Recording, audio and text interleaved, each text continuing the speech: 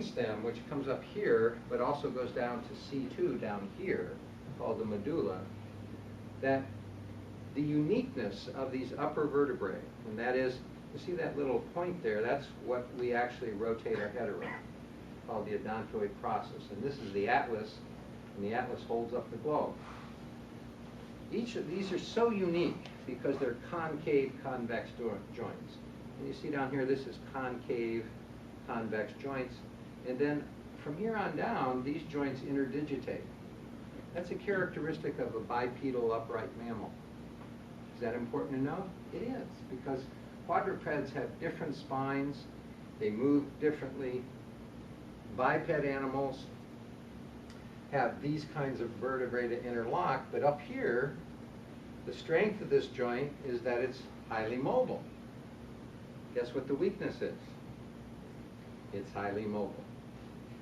So you will see these joints can do things. If I try to take this joint between this joint and move it, it can't because it's locked in place. But if I take this joint, see what it'll do? It'll do things, and this joint up here, see what it'll do? And if you move that forward and you move that forward, now you've got a like 3 or 4 inch head posture. And that's what you see with older people. As we get older, and gravity compresses the body at a rate of 14.7 pounds of pressure per square inch, according to the NASA website. That's at sea level. You start to see this as people get older, and you start to see this. Now, what's, of course, coming out of that hole, and this hole is our spinal cord, right? We actually did, we hired a cadaver expert. How long ago was that, Randy, when we did that course? Maybe 5, 6 years ago? More? Yeah? Yeah. That was just like yesterday. Probably 9 years ago. Yeah, 9 years ago. And we bought a cadaver, and it was so apropos. We had a 66-year-old nurse who gave her body to science. Now, she probably would have flipped over in her grave if she knew who got that cadaver. It was a bunch of massage. And so we brought this doctor in, and she had a rotoscoliosis, and she was really distorted.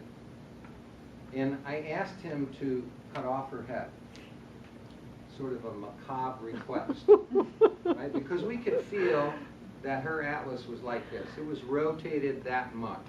And her spine was rotated as she had a rotoscoliosis and a big S-curve.